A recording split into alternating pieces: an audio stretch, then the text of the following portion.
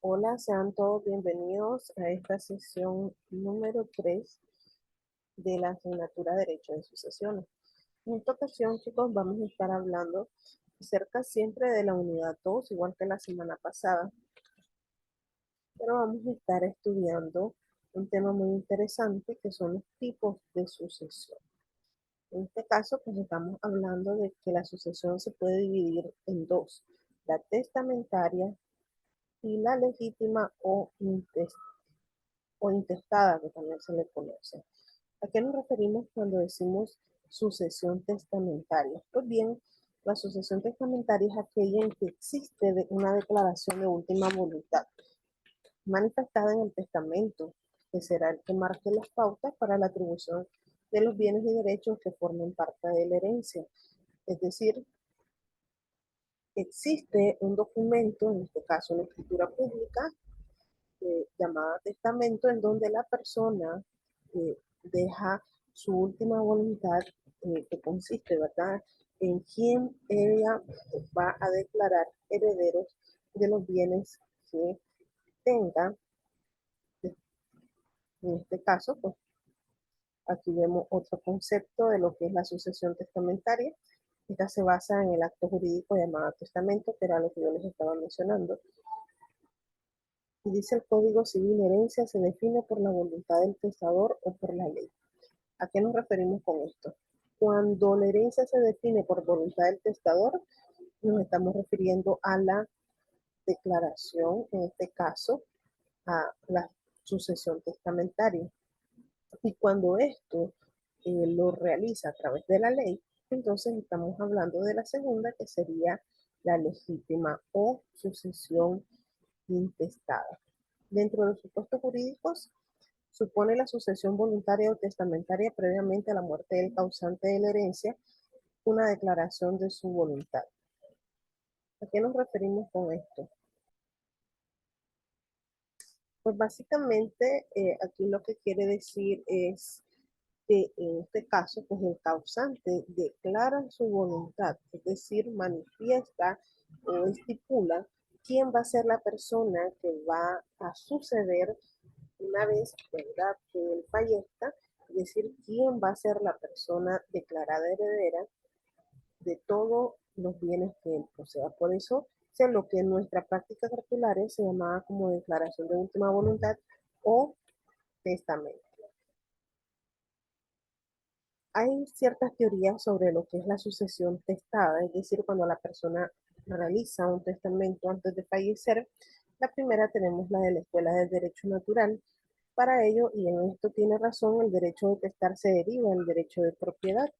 Si el hombre puede enajenar sus bienes en vida, dice la teoría, puede igualmente disponer de ellos para después de su muerte. Esta teoría plantea de que así como el hombre cuando está completamente, ¿verdad?, vivo, dispone libremente de sus bienes, ya sea enajenándolos, de igual manera él puede disponer de ellos, del destino que van a tener sus bienes después de que él pase, pues, a otro plano, ¿verdad? Esto es lo que dice esta teoría. Luego tenemos la teoría de la escuela individualista de Kant. Para Kant, pues la muerte extingue todos los derechos y la herencia queda convertida en res nullius, y entonces es ocupada por los parientes más cercanos. Eso es el postulado que tiene él acerca de lo que es la transmisión de los bienes de un causante. Y tenemos la teoría de la concepción de la ley, que esta teoría plantea de que por qué otra causa produciría efectos la voluntad cuando ya no existe. Dice, puede objetárselo que no es exacto que en el caso falte la voluntad. Una cosa es la disposición, dice, en el momento de disponer existe la voluntad. Viene luego la ejecución, en la que no es necesario ya realmente que sigue existiendo la voluntad. Creen la mayor parte de los juristas modernos que el derecho al testar es una emanación de lo que es la personalidad y por lo mismo es superior a la ley. Que básicamente lo que quiere decir es que la última voluntad del testador es parte de la emanación de la personalidad y que por lo tanto es superior a cualquier ley. Miremos qué es testamento. Hay varias definiciones según la doctrina acerca del concepto de testamento. Tenemos la de Modestino, que dice que el testamento es una justa disposición, decisión de nuestra voluntad de aquello que alguien desee que sea hecho para después de su muerte. Ese es el concepto que nos muestra Modestino. También tenemos la de Ulpiano, que también es muy interesante este concepto. Dice que el testamento es una afirmación justa de nuestra mente, hecha en forma solemne para que valga después de la muerte. Fíjense bien los elementos que mencionan estos dos juristas. Uno habla sobre una decisión de voluntad y el otro también habla acerca de una afirmación justa de nuestra mente. ¿Qué quiere decir esto? Ya que la persona que va a realizar el testamento tiene que estar completamente lúcida y consciente sobre esa decisión, esa manifestación de voluntad que va a realizar. Bien, pero ¿qué nos dice nuestra legislación con respecto a esto?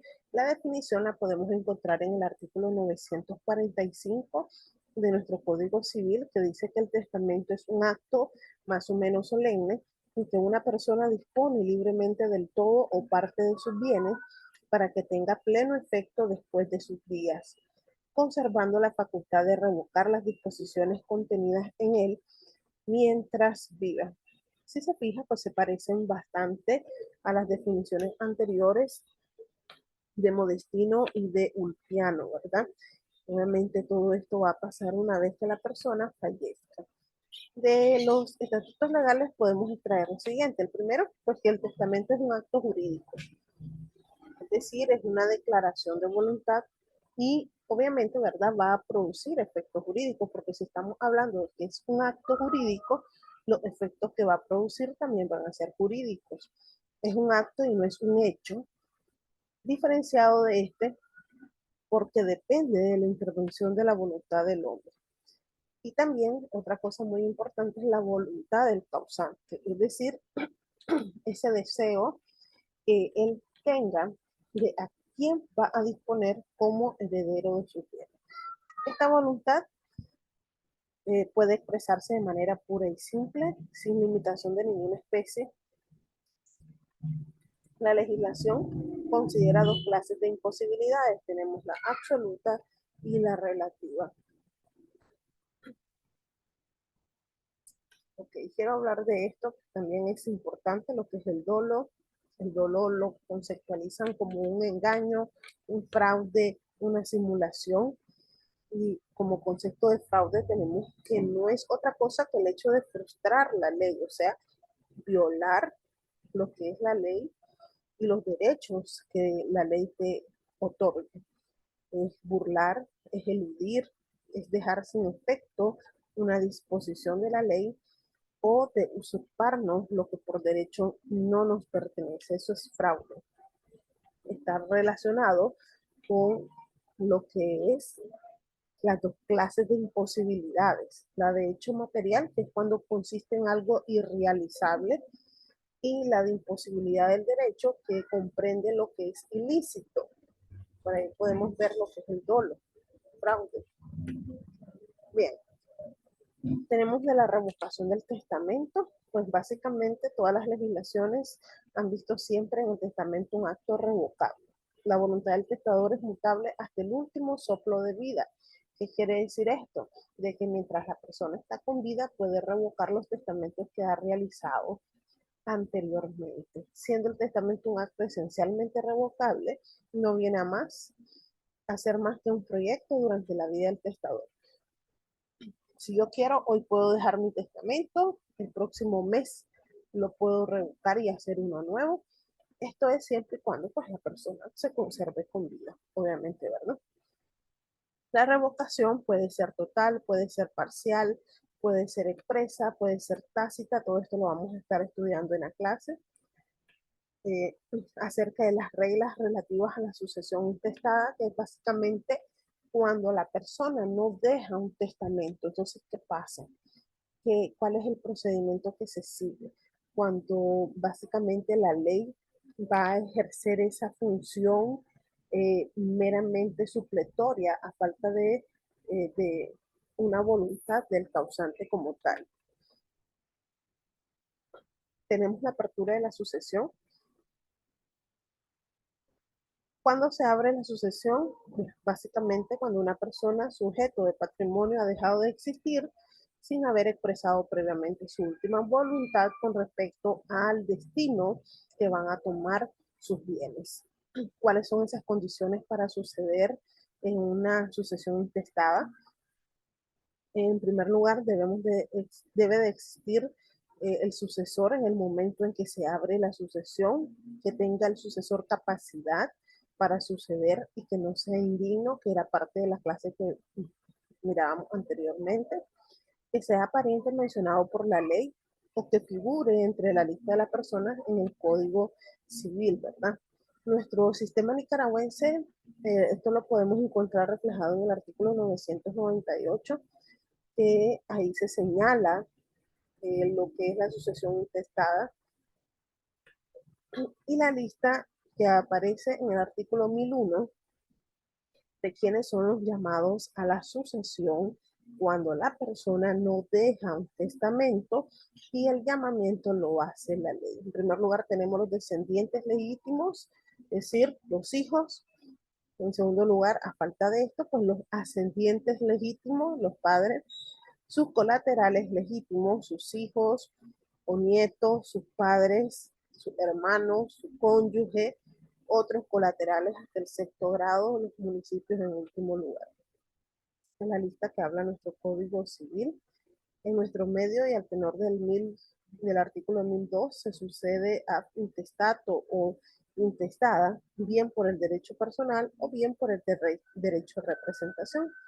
¿A qué nos referimos cuando hablamos del derecho de representación? Esta es una figura muy importante, es una ficción legal en que se supone que una persona tiene el lugar y por consiguiente el grado de parentesco y los derechos hereditarios que tendría su padre o madre si este o esta no quisiere o no pudiera suceder.